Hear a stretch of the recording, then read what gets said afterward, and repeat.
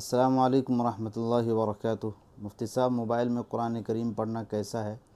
جبکہ کچھ لوگ موبائل میں پڑھنے سے منع کرتے ہیں اور کہتے ہیں کہ موبائل پیشاب کی تھیلی کی طرح ہے، اس میں گندگی ہے اور گندگی سے رسگلہ نکال کر نہیں کھا سکتے ہیں۔ اسی طرح جس موبائل میں قرآن کریم ہو اس کو لے کر کے ٹوائلٹ میں استنجا خانے میں جانا کیسا ہے؟ اس کے بارے میں رہنمائی فرمائیں۔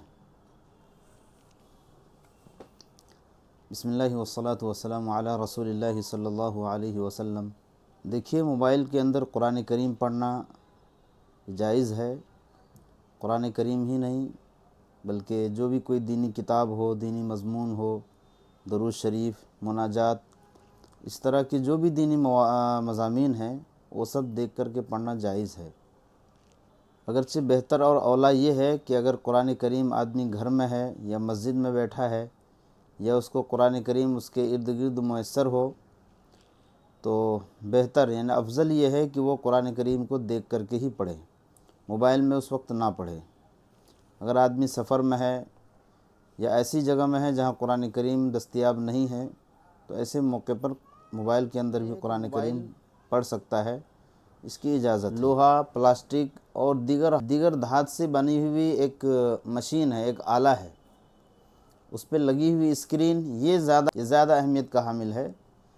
جس کے اسکرین پر جو چیز نظر آتی ہے اس موبائل کا حکم وہی ہو جاتا ہے۔ یعنی اگر قرآن کریم کا عکس اس کے اوپر نظر آتا ہے تو اس وقت موبائل قرآن کریم کے حکم میں ہوتا ہے، لہذا اس کو بے وضو چھونا بھی نہیں چاہیے اور اسی طرح سے اس کا احترام کرنا چاہیے جس طرح سے ہم ایک قرآن کریم کا کرتے ہیں۔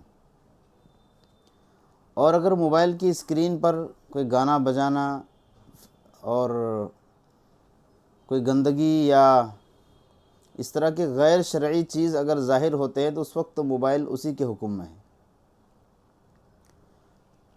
لہذا جو چیز موبائل کی اسکرین پر ظاہر ہوگی وہ زیادہ اہمیت کا حامل ہے، اس وقت دیکھیں کہ اس کے اندر کیا چیز ہے۔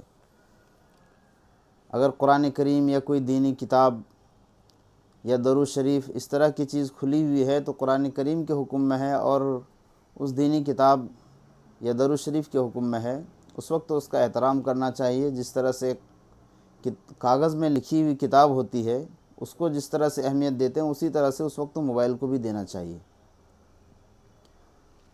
اور اگر موبائل کی اسکرین پر گانا، فحش ویڈیو یا گندی تصویر یا غیر شرعی کوئی بھی چیز ظاہر ہوتی ہے تو اس وقت موبائل اسی کے حکم میں ہوتا ہے۔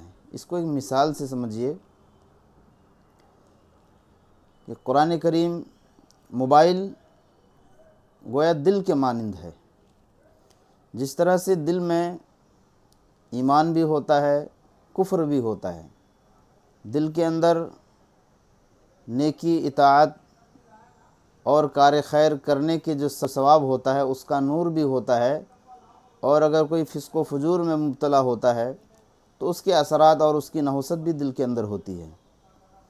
لیکن اگر دل کا آپریشن کیا جائے تو اس کے اندر جسمانی شکل میں کوئی چیز نظر نہیں آئے گی۔ ہاں، اگر دل کے اندر ایمان ہے تو ایمان کا بول سامنے آئے گا، منہ سے ایمان کا بول نکلے گا، اعمال اس کے ایمانی اور اسلامی ظاہر ہوں گے، تو اس کو دیکھ کر کے یہ فیصلہ کیا جائے گا کہ اس کے دل کے اندر ایمان ہے، اس کی وجہ سے یہ اس طرح کی بات کر رہا ہے۔ اور اگر وہ کفر بک رہا ہے یا گالیاں بک رہا ہے، گانا گا رہا ہے تو ایسی صورت میں اس پر فسق و فجور یا کفر کا فتویٰ لگے گا کہ اس وجہ سے کہ اس کے دل کے اندر کفر ہے۔ بہرحال ایک آسان سی مثال ہے موبائل کو سمجھنے کے لیے کہ جس طرح سے آدمی کی زبان اور پورے بدن سے نکلنے والے اعمال کو دیکھتے ہوئے اس بندے کے بارے میں فیصلہ کیا جاتا ہے، اسی طریقے سے موبائل ہے کہ موبائل کی اسکرین پر جو چیز نظر آتی ہے وہی حکم وہ لے لیتی ہے۔ اس لیے قرآن کریم اگر کوئی پڑھتا ہے تو پڑھنا جائز ہے، اس میں کوئی شرعی اعتبار سے کوئی قباحت نہیں ہے۔ البتہ افضل اور بہتر یہ ہے کہ آدمی کو اگر قرآن کریم میسر ہے تو اس کو قرآن کریم کو دیکھ کر کے پڑھے، اس کی عظمت اور اس کے ادب کا لحاظ کرتے ہوئے پڑھے، وہ زیادہ ثواب کا باعث ہے۔ اور قرآن کریم پڑھنے کے جواز کی وجہ سے ایسا نہیں ہے کہ موبائل کے جو نقصانات ختم ہو جاتے ہیں۔ موبائل بہرحال پھر بھی 70% جو ہے یہ آدمی کو نقصان ہی پہنچاتا ہے، 20 یا 30% جو ہے آدمی کی آسانی اور اس کے فائدے کے لیے ہے۔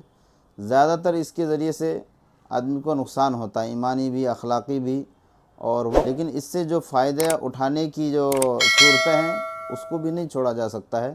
اللہ تعالی ہمیں اس کی فتنے سے بچائے اور اس کے جو فوائد ہیں وہ سب ہمیں نصیب فرمائے۔ السلام علیکم ورحمۃ اللہ وبرکاتہ۔